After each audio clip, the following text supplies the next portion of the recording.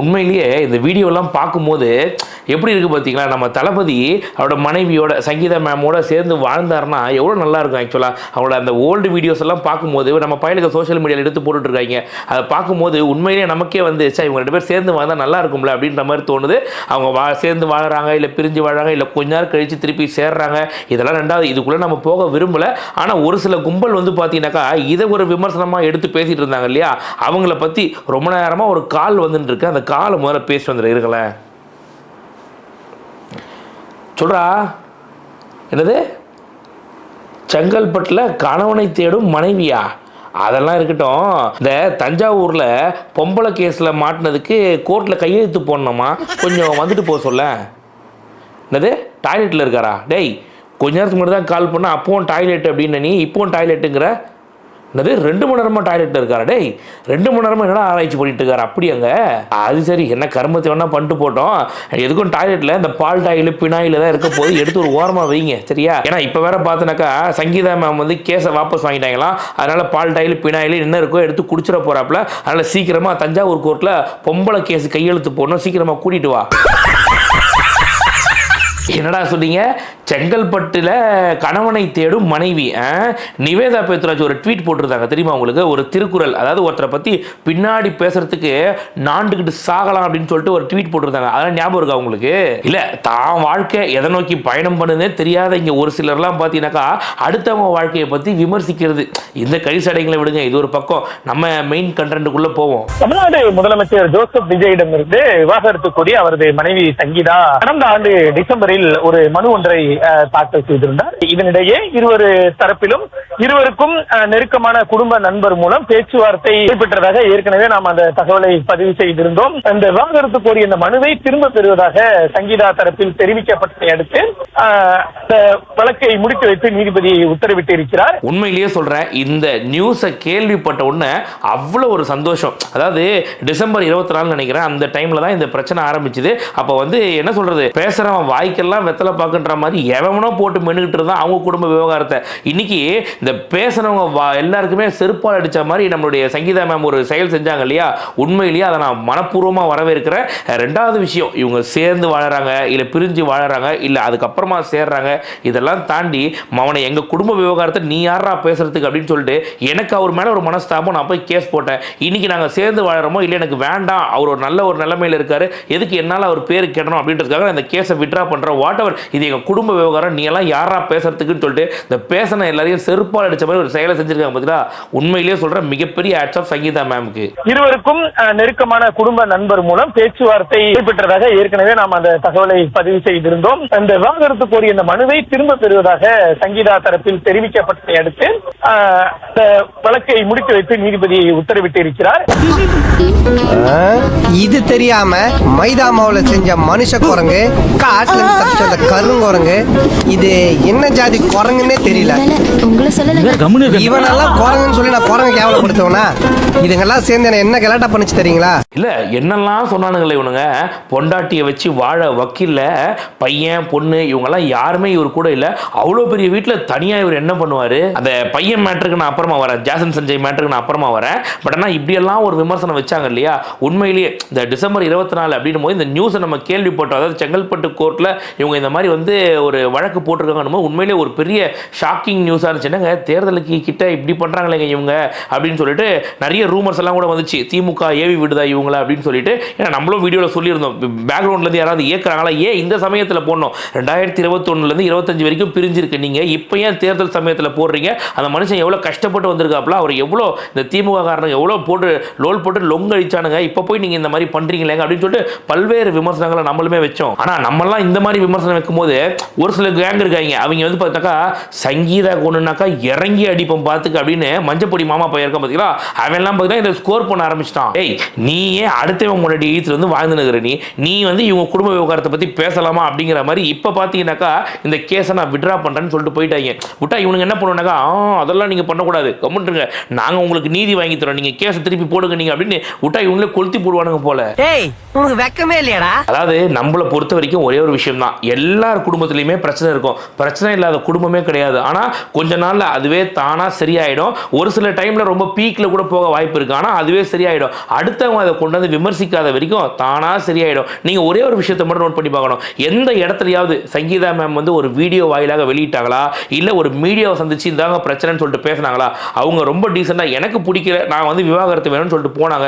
இப்போ இல்லைங்க எனக்கு வேணாங்க, நான் வந்து அதை விட்ரா பண்ணிக்கிறேங்கன்றாங்க. என்ன காரணமாக வேணா இருக்கட்டும், அதாவது என்னால் வர முடியலன்றதுக்காக விட்ரா பண்ணதாக இருக்கட்டும், இல்லைனா வந்து எனக்கு சேர்ந்து வாழணும் கொஞ்ச நாள் வந்து நாங்கள் அதாவது எப்படி சொல்கிறது கொஞ்சம் பிரிஞ்சே இருக்கும், அதுக்கப்புறம் மேபி சேர்றதுக்கு வாய்ப்பு இருக்குன்றதுனால அவங்க விட்ரா பண்ணதாக இருக்கட்டும், வாட் எவர், இது அவங்க குடும்ப விவகாரம். இதை பற்றி பேச யாருக்குமே எந்த தகுதியுமே இல்லைன்றதான் இந்த வீடியோ வாயிலாக நான் தெரிவிச்சுக்கிறேன். உண்மையிலேயே ஒரே ஒரு விஷயம் தான். இப்போ ரீசெண்ட் டைமாக பார்த்தீங்கன்னாக்கா ரொம்ப ஒரு விஷயம் நமக்கு கிளியராக புரியுது. என்னன்னா அவங்க வேலையை ரொம்ப சரியாக செய்கிறாங்க. சங்கீதா மேமாக இருக்கட்டும், அவங்களோட பையன் ஜாசன் சஞ்சய் எவ்வளோ விமர்சனங்கள் வச்சாங்க. ஒரு அஃபிடவிட்டில் கூட பார்த்தீங்கன்னாக்கா அவ்வளவு கேள்விகள் கேட்டாங்க. என்னங்க இவர் பெத்த பிள்ளைக்கு கடன் கொடுத்துருக்காரு அப்படின்னு சொல்லிட்டு ஊர்பட்ட விமர்சனங்கள் வச்சாங்க. ஆனால் அவங்க வாழ்க்கையில் ரொம்ப கிளியராக இருக்காங்க. உதாரணத்துக்கு ஜாசன் சஞ்சய் அடுத்த படம் எங்கள் அப்பா வச்சு தான் எடுப்பேன்னு சொல்கிற அளவுக்கு அவங்க அப்பாவும் பையனும் அவ்வளோ க்ளோஸாக இருக்காங்க. ஆனால் நமக்கு அதெல்லாம் தெரியாமல் இந்த விமர்சனம் பண்ணுற புலனாய்வு புலிகள் இருக்காங்க இல்லையா, அவங்க ஒரு பக்கம் விமர்சனம் வச்சுக்கிட்டு இருப்பாங்க. என்னங்க பெத்த பிள்ளைக்கு கடன் கொடுக்குறாங்க, அட பைத்தியக்கார மட சாம்பிராணியே, எனக்கு ஒரு 1 லட்சம் ரூபாய் வருது அப்படின்னாக்கா அந்த 1 லட்சம் ரூபாயில் நான் வெறும் 50,000 கணக்கு காட்டுவேன்,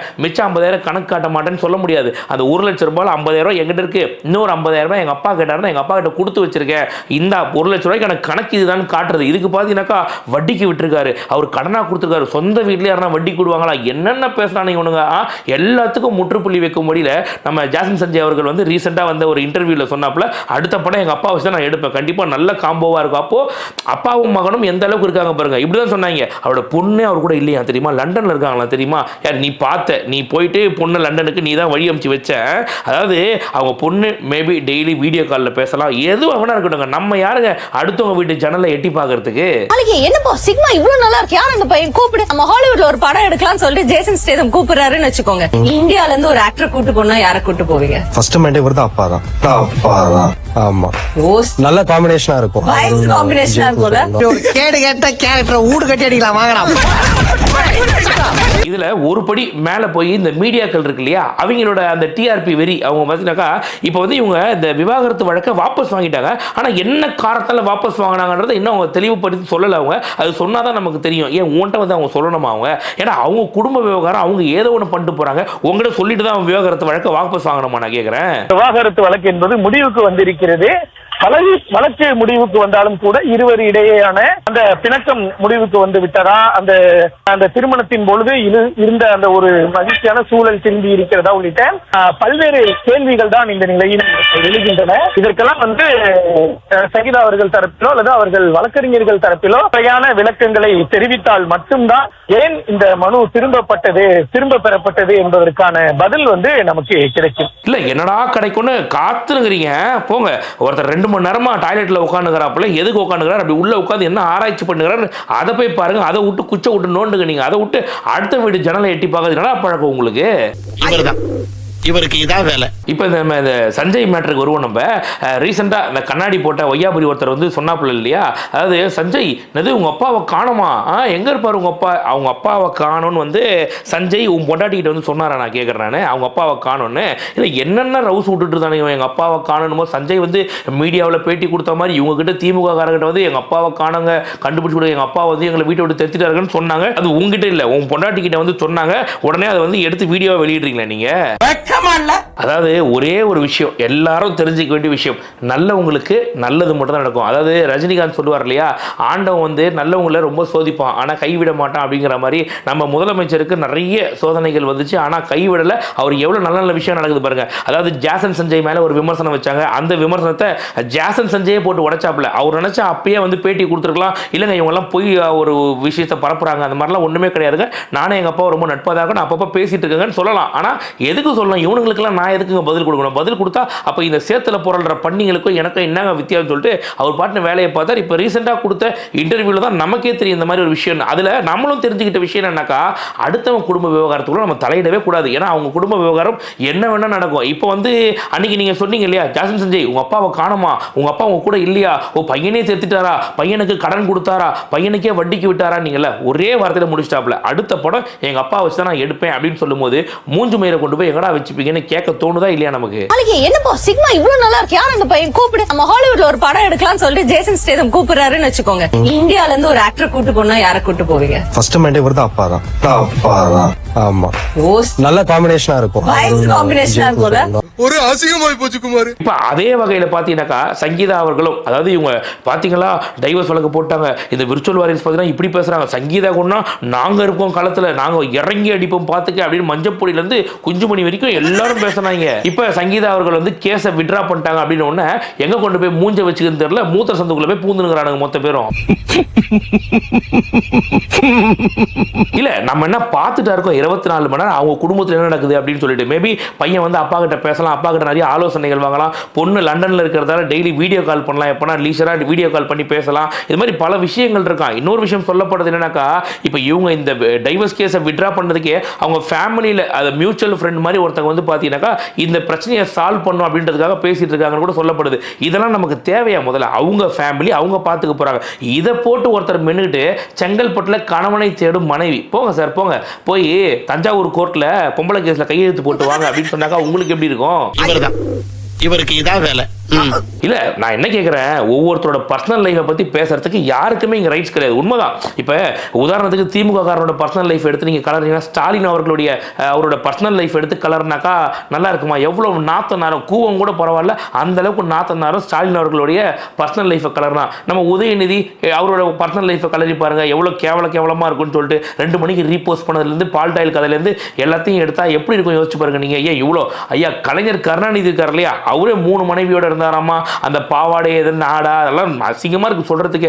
எல்லார் பர்சனல் லைஃப் எல்லாம் கலர்னா அவ்வளவு நாத்தடிக்கும். நீங்க இவ்வளவு கூவத்தை குடும்பத்துக்குள்ள வச்சுக்கிட்டு அடுத்தவங்களை பத்தி பேசுறதுக்கு என்ன தகுதி இருக்குன்னு கேட்க தோணுதா இல்லையா? போய் புள்ள குட்டிகளை படிக்க வைப்பீங்களா?